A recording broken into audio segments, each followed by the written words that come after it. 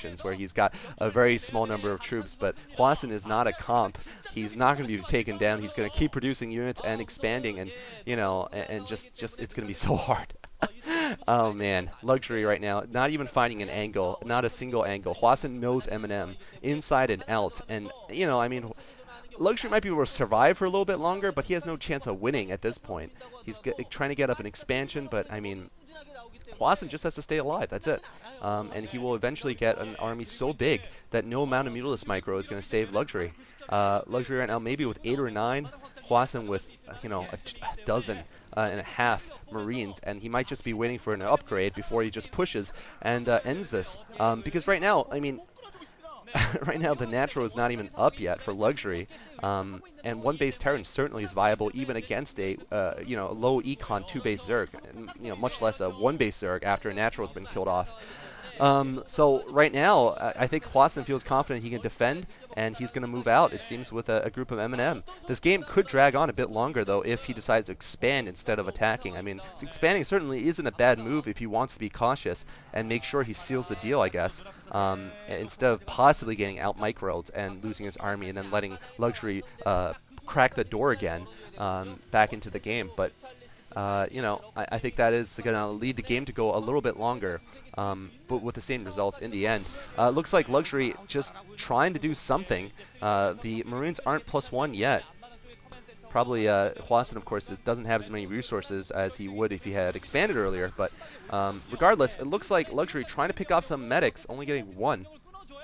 Even his Mutalisk Micro is looking a little bit, you know, poor here in this game. Yeah, shockingly, I mean, he just missed another attack there.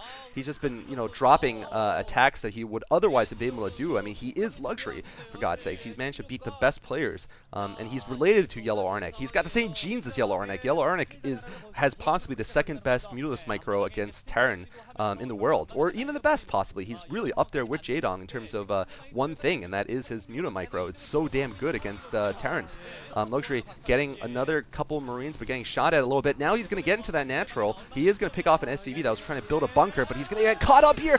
Get out of there, Luxury. Luxury needs to fly out. He does get out barely in time. He did manage to get out without too much loss, but he still has not done much damage at all. So that group of Mutalisks now going to be facing +1 upgraded Marines, and I think that's close to being the signal for Hwasin to push. Actually, no, he's going to just tech to science vessels. +1 attack, actually, for Luxury for his glaives. Actually, that is very surprising. We hardly ever see that, but I guess he's feeling like he needs to win, obviously, with just mutas. And if he can't get it done, then obviously he's not going to bother with any other tech. So he might as well upgrade them. Right now, he just, you know, has not been able to do a good harassment, though, honestly. His harassment has been rather poor this entire game, considering how few units he's had to control. On the other hand, Haya's M&M control has been great. I mean, it's been, you know, superb, spot on. So, I mean, certainly it is very, very, you know, it's just very impressive and very unfortunate for Luxury. I think he would have been much better off playing against Haya. Certainly, I think he'd be much more confident in his chances. And right now, we're seeing the science facility actually getting focused. That actually might be a good idea. Luxury actually managing to kill off all the Marines protecting it. He actually might pick off the vessel, or rather the science facility that would stop vessels, and that's actually a great idea. Actually amazed that that was allowed to happen from Hwasin. Hwasin also finally now bringing back an M&M group, and Luxury, actually, that's huge, actually, because now there won't be Irradiate. Irradiate would obviously end the game for him. He would be just totally out of it. Oh, man, he's going again for another group of M&M. Hwasin not clumping, just as I was giving him compliments. He didn't clump his units together, damn it. This is not, that's bad, man. That is like Lomo-esque.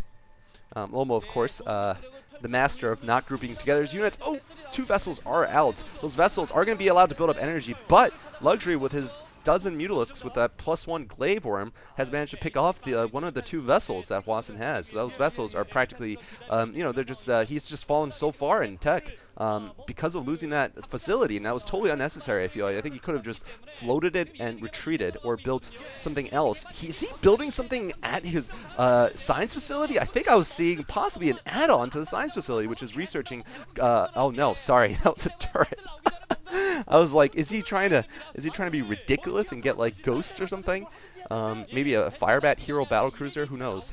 But I mean, right now, it's delayed Hwasin temporarily, but still, Luxury is still in huge trouble. He has 2 groups of Mutalisks, but you know, once the Irradiates come out, they're going to be pretty much useless. He's not trying to expand again. I think he knows that if he expanded, it would be too far. He's too far behind economically for him to try to play a longer game. There is the science facility finishing Irradiate. The Irradiates are going to start coming out soon. It's just a matter of time for Luxury. Can he get it done soon? He's got to watch out. Looks like he's been targeted. He's not doing a fantastic job of pulling, although he finally gets it out. No, don't bring it back together. Oh, man, the Irradiate is so bad. Oh, God, so bad for Mutalisks.